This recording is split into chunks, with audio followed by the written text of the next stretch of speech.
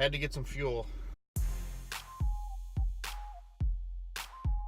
Alright guys, so happy Thursday, welcome back, thanks for joining me. First, I want to apologize for a couple things. One, I had something to do with the Prius with the tint reveal as well, that the product didn't show up on time. We're out of time for the Thursday video, so that video is still going to happen. We're still going to show you the tint, it's just not going to happen today. So you're stuck with the second discussion video. Like I said, the Fox body is coming out here. We are going to have that car out here Friday. Friday we're bringing it out, so I'll have some footage then, and then we'll get that in the Sunday video. So today we're doing another quick little discussion. I also wanted to apologize. I broke my microphone that I used to film these videos, so for the time being, until I get my new one, our audio quality might be a little bit diminished. But other than that, welcome. If you haven't already, make sure you subscribe and hit the like button, hit that bell so you're notified every time we upload a video. Today, we're talking the CAFE standards and how they ruin vehicles. Alright, so it's kind of a whole nother spiel. We've already talked about why modern cars can be a disaster. Sure, they're nice, everyone wants all their bells and whistles. I'm not going to go into a huge rant about that today because we already have a video on that. If you haven't seen it, go check it out. Modern vehicles, obviously with all their bells and whistles, if they made them to the quality that they used to make vehicles and added all the GPS and touchscreen and heated seats and air-conditioned seats and all that garbage, they would cost a fortune. They'd be well over $100,000. So other parts of the car cheapen up, obviously, to accommodate an attractive price and put all those features that everyone's used to in their vehicles. Now, so the CAFE standards aren't completely to blame, but they play a huge role in what we're going to talk about today. So what is the CAFE standards? The CAFE standards, CAFE standing for Corporate Average Fuel Economy.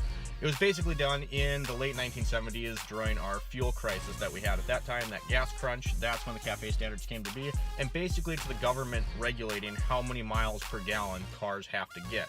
So why is that an issue? That's great, right? Everyone loves saving gas.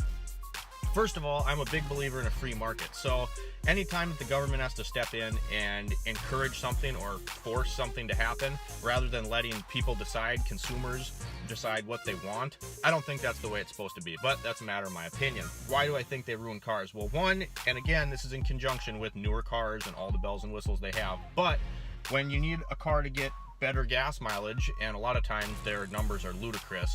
For an example, during the Obama administration, they wanted cars to average 54.5 miles to the gallon by 2025. And that's just insane. And the average in 2016 was like 24 point something miles to the gallon, which was the average vehicle on the road. So you're talking in 9 years, you want them to over double the fuel economy that a car gets. That's kind of crazy. But what it does do is when they have these restrictions, you get things like, oh, there's no more spare tire. You get Fix-A-Flat instead.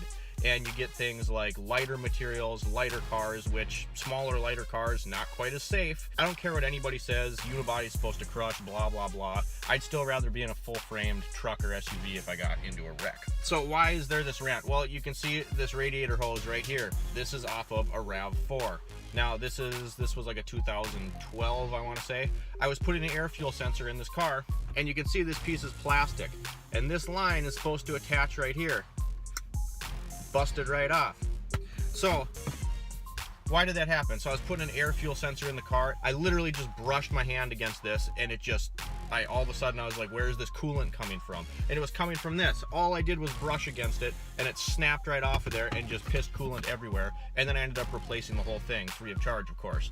And it's just, you know, 30, 40 years ago, that part would have never been plastic. It would have been metal. And why is it plastic? You have something that's going hot, cold, endless cycles, hot, cold, hot, cold. One more time for the people in the back. Hot, cold. You get the idea. Plastic's going to get brittle and weak over time after it goes through that many heating and cooling cycles. If something like this was made out of metal, you'd never have that issue, and that's how the old cars were. Obviously, I love old cars. If you watched any of my videos, you know that already. They used better materials back then. Stuff was just better. In some cases, now things are made with better materials, but as a whole, the parts were beefier back in the day, and something like this would have never happened if you'd make it out of metal. These CAFE standards have an effect on stuff like this, because to get the cars to be lighter, they do things like this. Stuff is plastic instead of metal. Yes, it's also cost saving, but a lot of this has to do with weight. Have you gotten into a newer F-150 recently? You slam the door, I'm talking pre-aluminum body, and the whole panel, the whole door panel shakes. Thinner metal.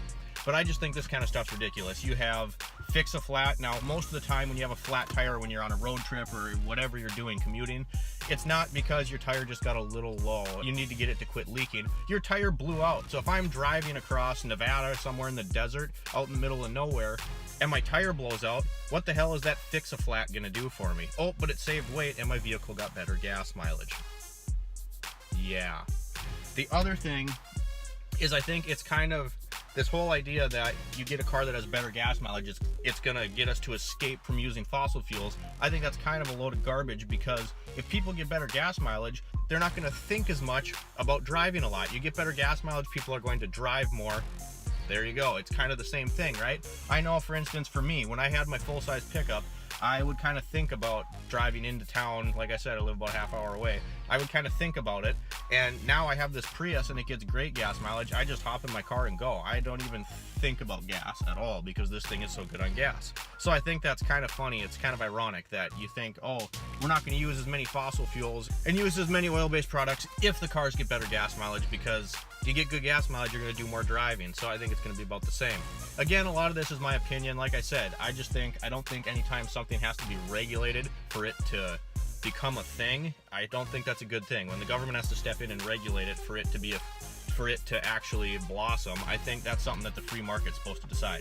If people want to drive small, fuel-efficient cars, that's what they'll buy. And there are people that do, myself included. I bought this car because it was my choice. But when stuff starts getting cheaper and unnecessary repairs have to happen because the vehicles are getting cheapened up, I don't like that. I am not a fan of that at all. Like I said, if this plastic piece was metal and not plastic, this would have never happened. And again, this is just, plastic is a poor material for something that's going to get hot and cold a million gazillion times. It's just not a good idea.